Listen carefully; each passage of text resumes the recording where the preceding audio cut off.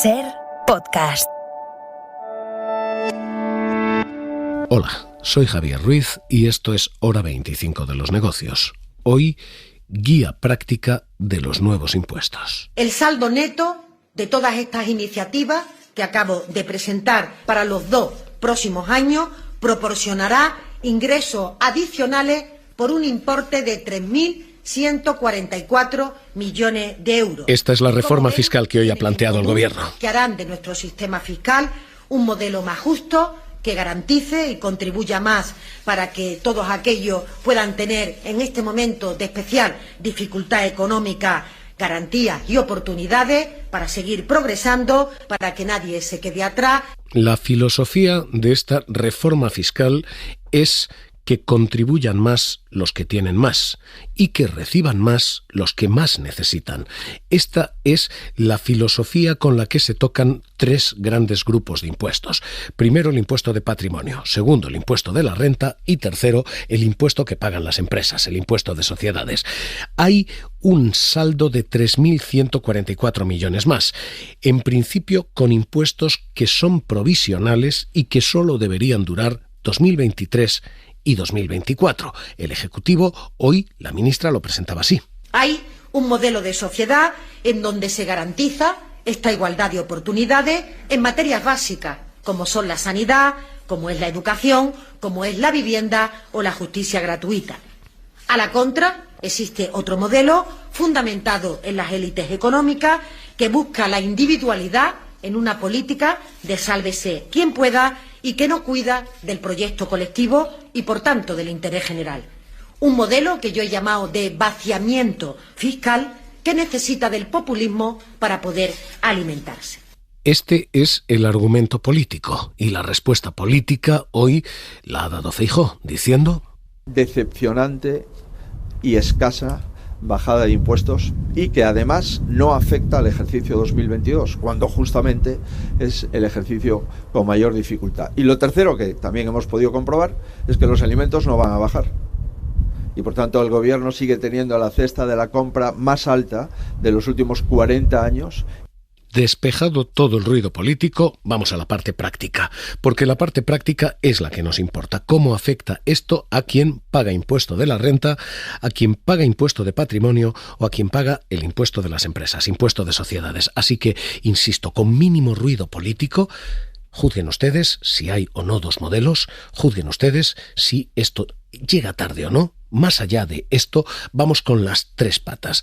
Primero, impuesto de la renta. Jordi Fábrega, ¿qué tal? Muy buenas noches. Hola, buenas noches. Ese impuesto de la renta cambia el mínimo exento. Antes eran 14.000, ahora no se tiene que presentar declaración de la renta si uno gana hasta 15.000 euros y beneficia a quien cobra hasta 21.000 euros. La ministra Montero decía hoy, presentaba hoy esto. Vamos a ampliar el beneficio fiscal del que ya gozan determinada renta, baja y mediana, y también vamos a ampliar este colectivo. Me explico. Saben que actualmente este beneficio fiscal aplica a renta bruta de hasta 18.000 euros. Y este Gobierno lo que propone es ampliar la reducción hasta alcanzar a contribuyentes con un salario bruto del trabajo de 21.000 euros. Jordi, exactamente qué se toca, cómo se toca, exactamente qué cambia para esas rentas bajas. Pues son 2 cambios los que se introducen en el IRPF para las rentas del trabajo.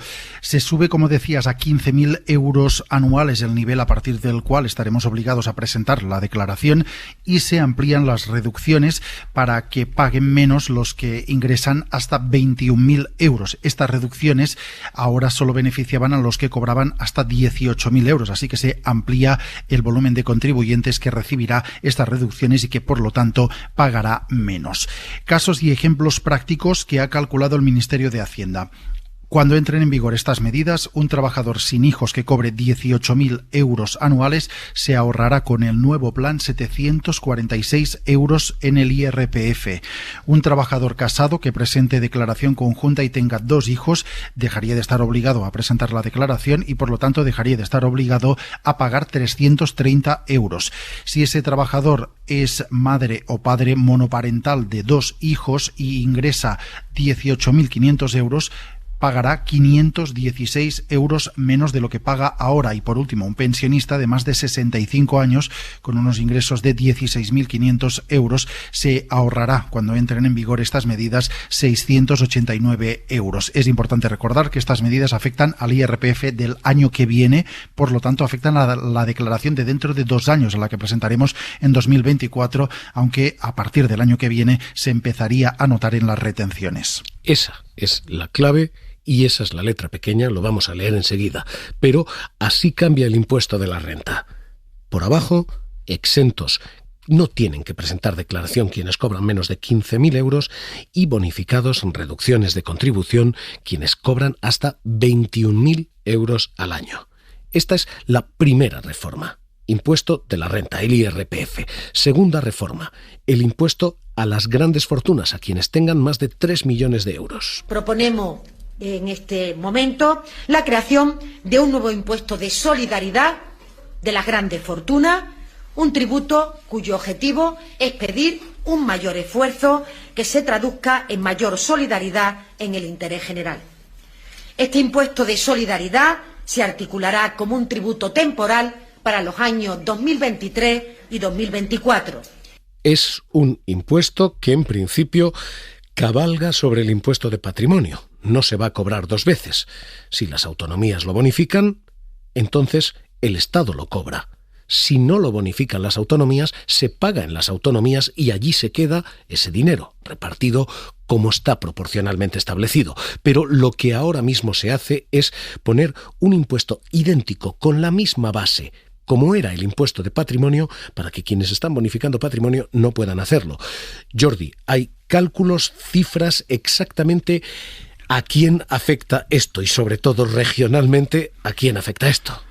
Pues es un impuesto, como dices, temporal, que gravará la riqueza neta de aquellos que tengan una riqueza superior a los 3 millones de euros. Estamos hablando de unos 23.000 contribuyentes según los cálculos del Ministerio. Como dices, tiene la misma estructura y los mismos tipos que el impuesto de patrimonio, y a la hora de pagarlo se deducirá lo que se haya pagado en ese impuesto de patrimonio. Es decir, si hay que pagar 200.000 euros por el nuevo impuesto, pero ya se han pagado 200.000 euros en el impuesto de patrimonio, no se pagará nada por el nuevo impuesto, de manera que en la práctica este impuesto se convierte en un sustituto de patrimonio en aquellas comunidades que lo han bonificado. Dicho de otra forma, aquellas autonomías que no han modificado el impuesto de patrimonio, ahí apenas se notará el nuevo impuesto. ¿Dónde se notará?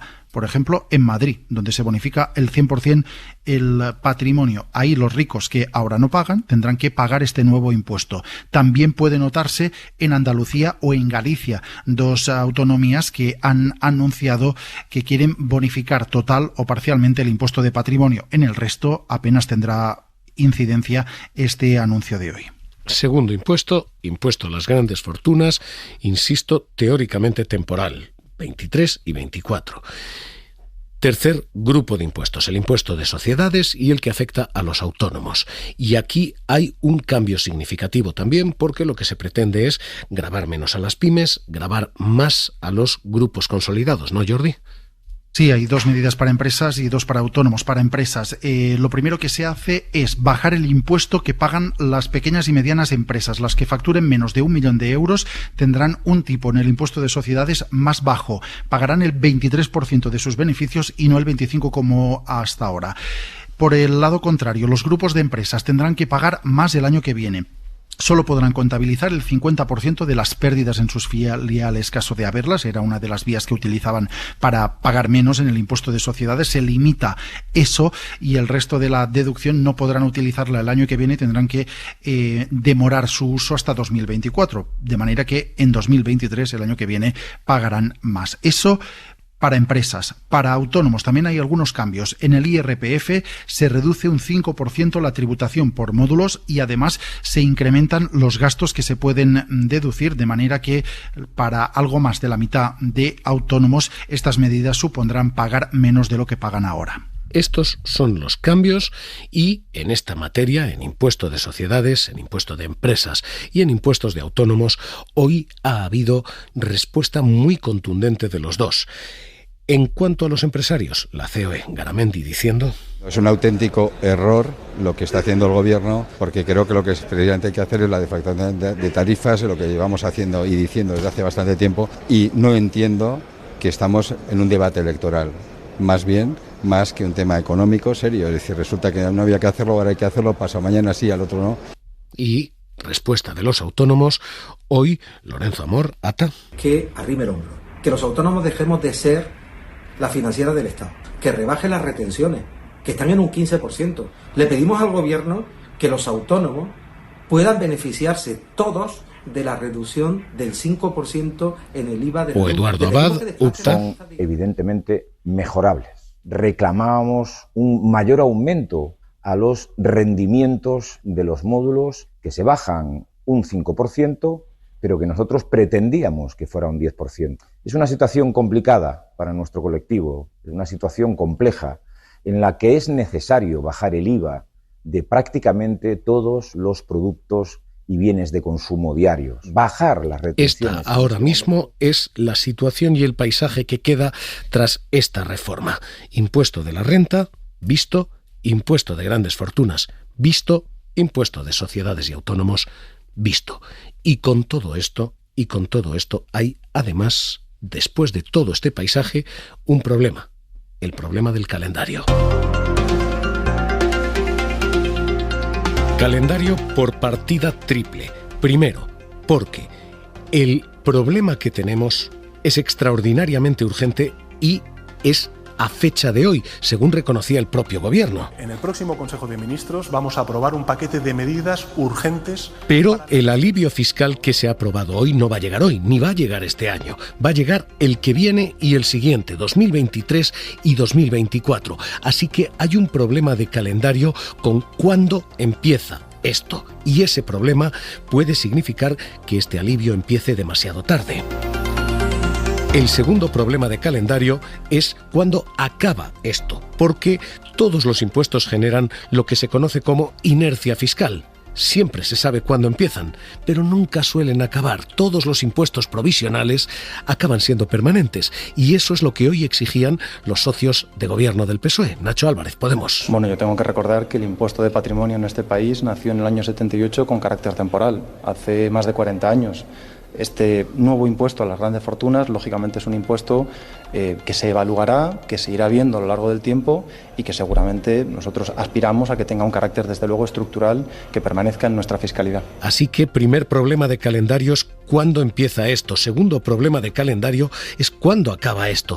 Y tercer problema de calendario es qué genera esto. Todo esto parece haberse trabajado en 1 o 2 semanas. La reforma fiscal tan necesaria parece todavía pendiente, y esto parece una reforma que ha marcado otro calendario, nada económico: el calendario electoral.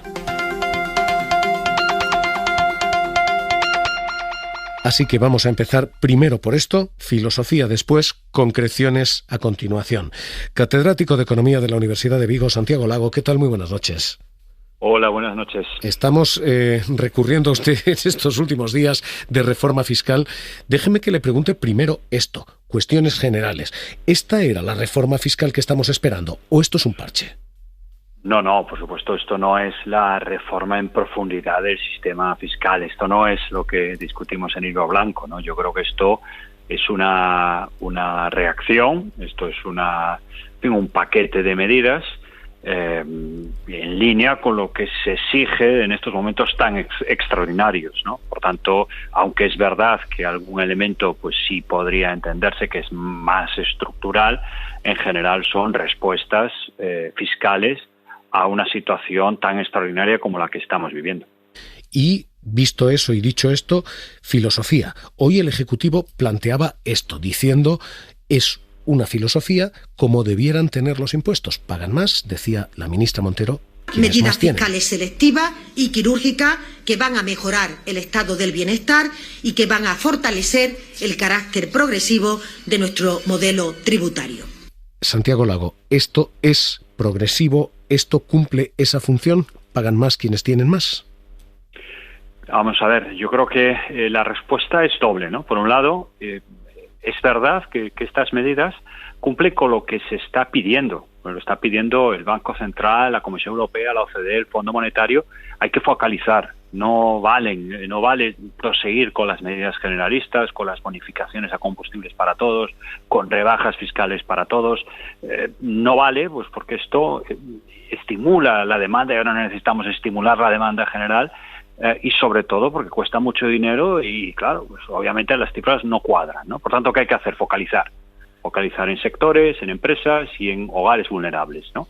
Entonces, es verdad, y esta es la segunda parte de la respuesta, que este paquete de medidas focaliza y además lo que hace es centrarse en cuanto a rebajas en los hogares y los colectivos más vulnerables y pide más a las personas de mayores rentas, de más patrimonio, a las empresas más grandes, ¿no? Entonces, en este sentido, yo diría que responde a lo que se está pidiendo desde fuera, que es focalizar actuaciones y es verdad, pues que responde a esta filosofía de mayor progresividad.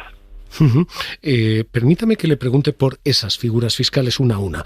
IRPF, esto efectivamente a todos los que cobran menos de 21.000 euros debiera beneficiarles. ¿Suficiente esto? Bueno, es una medida importante, sin ninguna duda, ¿no? Sobre todo para las personas que efectivamente están en el tramo bajo de renta de los que presentan la declaración, porque hay gente que no presenta la declaración directamente, ¿no? Por tanto, que estas personas no van a notar nada, ¿no? Aquí estamos, el objetivo es ese segundo tramo, ¿no? Personas que presentan la declaración, pero con un nivel de ingresos pues bajo, por debajo de la media, ¿no? Por tanto, esta es una medida que claramente les va a beneficiar y lo van a notar, ahí no hay ninguna duda. Segunda cuestión, impuesto de patrimonio. ¿Esto es una armonización o esto es quitar autonomía fiscal a las autonomías?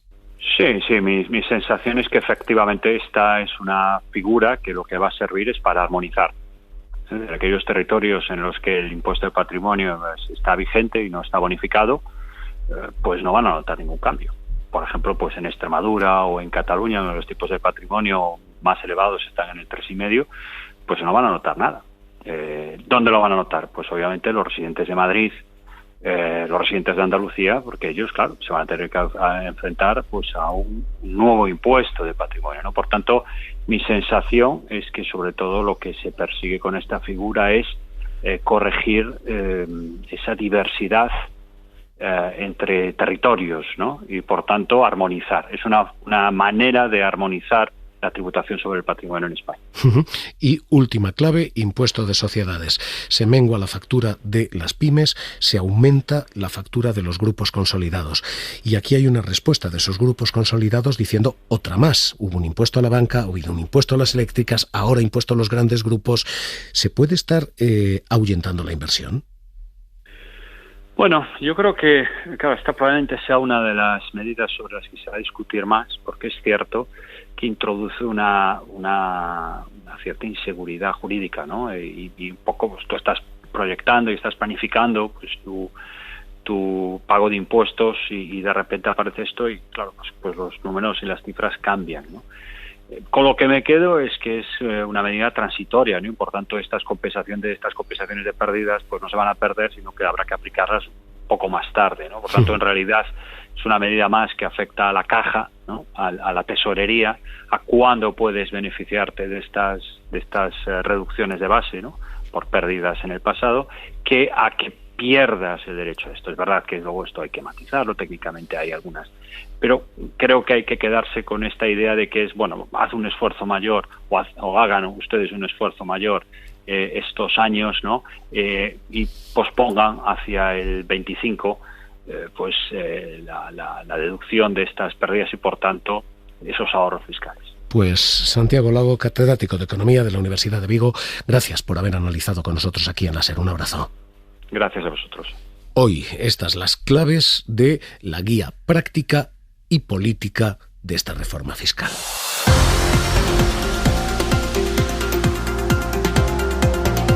Suscríbete a Hora 25 de los negocios. Todos los episodios y contenidos adicionales en la app de Cadena SER y en nuestros canales de Apple Podcast, Spotify, iVoox, Google Podcast y YouTube.